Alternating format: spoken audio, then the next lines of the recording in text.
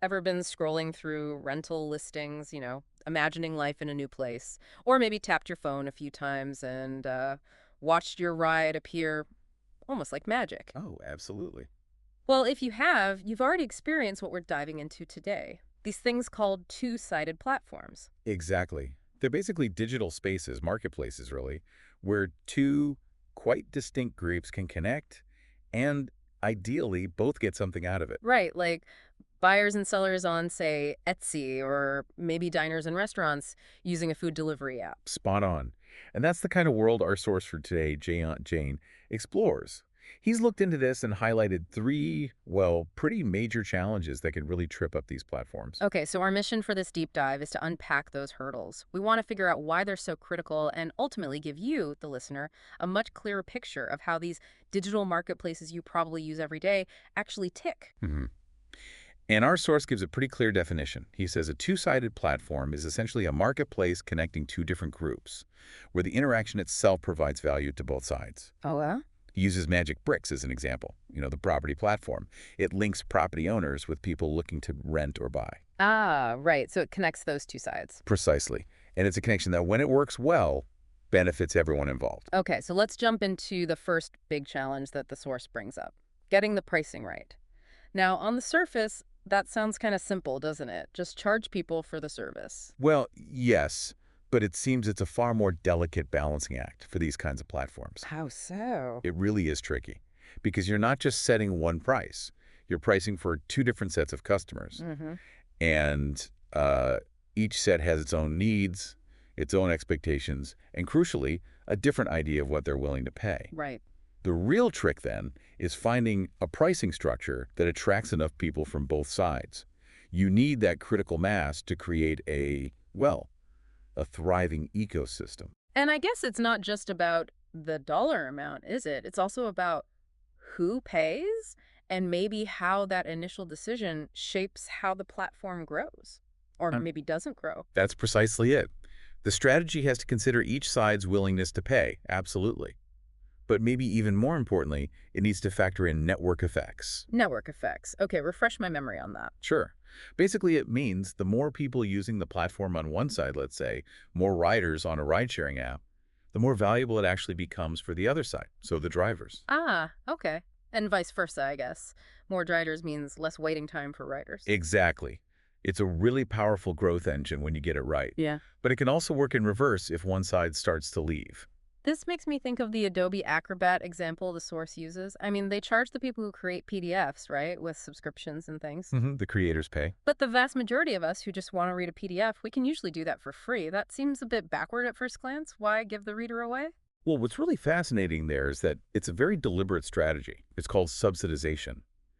By making the reader free, Adobe could and did rapidly build a truly massive user base. Millions and millions of people could open PDFs. Okay.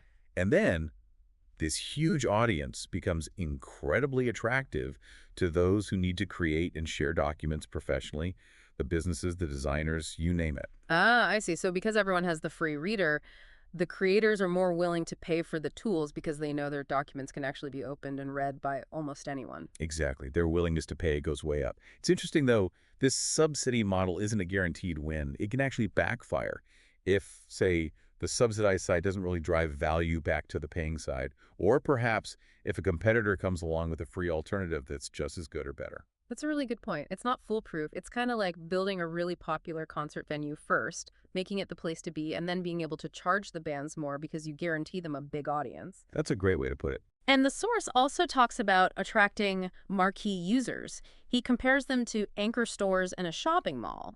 Can you unpack that a bit? Yeah, that's a brilliant analogy, actually. Think about it. When a developer is building a new mall, they'll often bend over backwards, maybe offer great deals to get a major department store or a really popular supermarket chain to open up there first. Right, the big names that draw people in. Exactly. Those marquee tenants act as this powerful magnet, bringing in that crucial first wave of shoppers. And once the shoppers are there, well, other smaller stores want in too.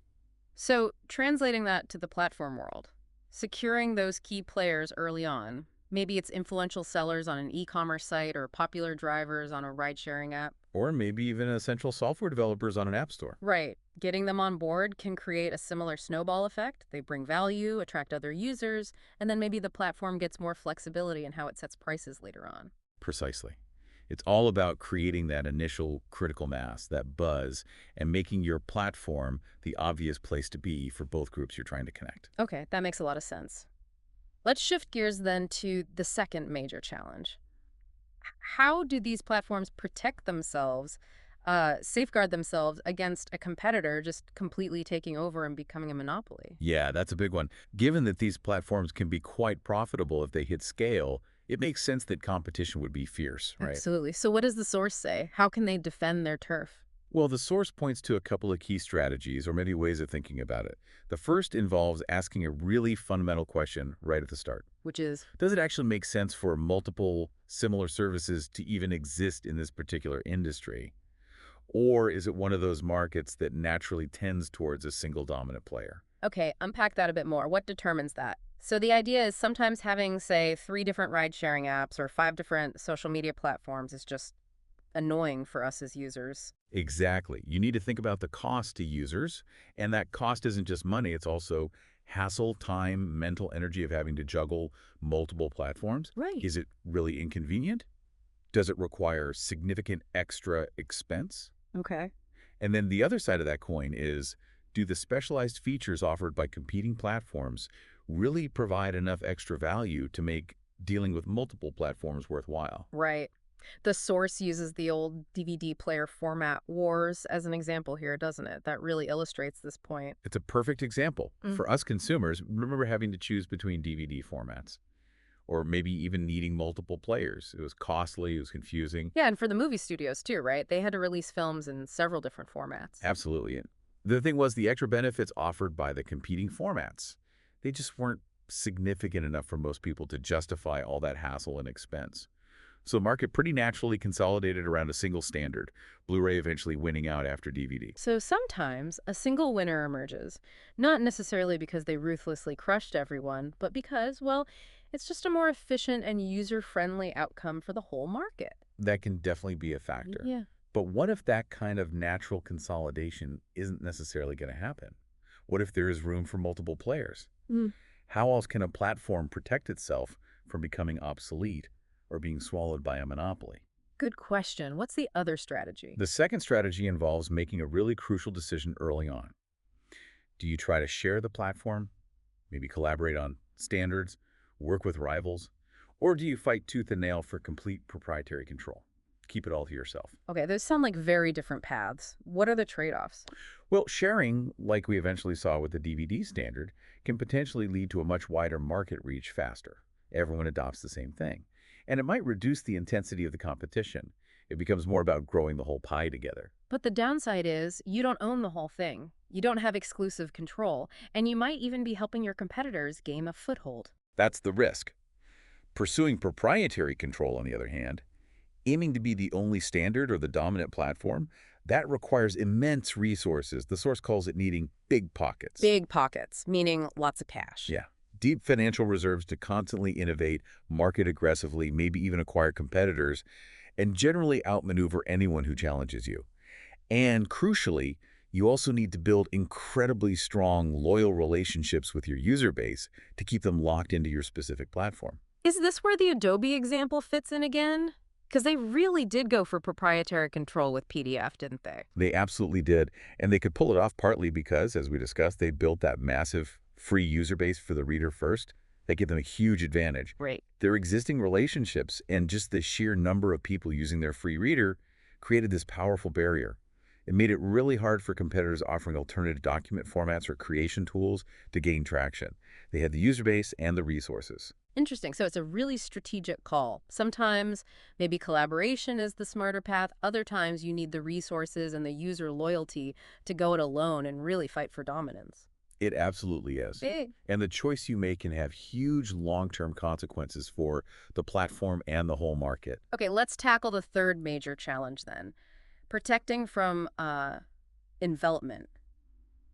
It sounds a bit ominous, like being surrounded. It kind of is in a business sense. Envelopment is the threat that comes from larger, often more established companies, companies that already have a huge user base that overlaps at least partly with yours. Okay, so like a big tech giant. Exactly. Mhm. They can leverage that existing user base, think millions, maybe billions of users, to suddenly expand into the services your platform offers, Hmm. potentially using their scale and existing relationships to just squeeze you out. Right, so it's like a massive company with tons of users suddenly decides to add a feature that basically does exactly what your smaller, specialized platform does. That sounds terrifying for the smaller player. It can be. So, what's the recommended defense strategy here, according to the source? How can these potentially smaller platforms fight back against that kind of pressure? The key strategy highlighted in the source is about agility. It's about pivoting the business model, but doing it at the right time. Pivoting, so Yeah. changing direction. Yes, fundamentally changing your focus or how you make money. It's about recognizing when a larger player is starting to encroach on your core territory and being nimble enough to adapt your strategy, find new ways to offer value that the giant maybe can't or won't replicate easily. The source uses real networks as an example here, which really brings this to life, doesn't it? They were a big deal in streaming media software way back when. They're pioneers, yeah. Yeah. Real Player was huge. But then Microsoft, with its absolute dominance through the Windows operating system, decided to get serious about streaming media and bundled its own Windows media player. Right, a direct competitor suddenly appearing everywhere. Exactly. And Real Networks, quite astutely, saw the writing on the wall. They realized that trying to compete head-on with Microsoft purely on streaming software, given Microsoft's bundling power, was probably going to be an uphill battle, to put it mildly. So, what did they do? They couldn't just give up. No, instead of just trying to fight Microsoft on those terms, they leveraged the strengths they did have. They had built relationships with a significant customer base already, and importantly, they also had connections with music producers and labels. Ah, okay, so they use those existing assets. Precisely. And that strategic pivot led them to launch Rhapsody, which, as the source points out, was actually one of the very first on-demand music subscription services. Wow, so that was a pretty major shift from just selling streaming software. They moved into content services. It was a huge and arguably brilliant strategic move at the time. They essentially capitalized on their existing strengths, that user base, those industry connections, to carve out a new distinct niche for themselves in what was then a rapidly evolving digital music landscape. Instead of just trying to win a battle, they were likely going to lose in their original market. Exactly. They adapted, they pivoted based on the threat of envelopment. Okay, so let's do a quick recap then. We've really dug into three critical challenges for these two-sided platforms based on Giant Jane's work. First, there was that incredibly delicate art of getting the pricing right, balancing the needs and willingness to pay of two distinct user groups. Right, and factoring in those crucial network effects and maybe even using subsidies strategically. Second, we looked at the strategic decisions involved in protecting against a competitor becoming a monopoly. Sometimes it's about whether multiple platforms even make sense. Other times it's that big choice between sharing and collaborating or fighting for proprietary control. Weighing the costs and benefits of controlling the standard versus growing the market together. And third, we just covered the threat of envelopment, those bigger players moving in, and the need for agility, that willingness to pivot the business model at the right moment, like Real Networks did. And I think through all these examples, you know, Adobe's pricing, the DVD format history, Real Network shift to Rhapsody, we've seen that navigating these challenges successfully isn't easy. It requires a really deep understanding of your users, both sides of them, plus the competitive dynamics, and maybe even a bit of courage to make those big strategic calls. Absolutely. It's clear it's not just about having a good idea for connecting two groups, whether you're figuring out how to subsidize one side to kickstart growth, or deciding whether to open up your technology or keep it closed, or, yeah, having the foresight to completely reinvent your business when a giant looms. That long-term success really seems to hinge on incredibly thoughtful, proactive, strategic thinking. It's a constant balancing act. Which actually leads to a really interesting final thought, maybe something for you, the listener, to chew on. Considering all these examples we've unpacked today, the tricky pricing, the battles for market dominance, the need to pivot under pressure, what overlooked factors do you think might also play a really significant role? You know, things we haven't explicitly discussed that might determine whether a two-sided platform that you use regularly, maybe your favorite ride-sharing app or online marketplace or social network, ultimately succeeds or fails. That's a great question. Beyond these core strategic challenges, What other hidden dynamics might be at play? Things like trust, maybe, or regulation, or even just luck. It's definitely worth thinking about the complex web of forces that keep these digital marketplaces you rely on running, or sometimes cause them to stumble.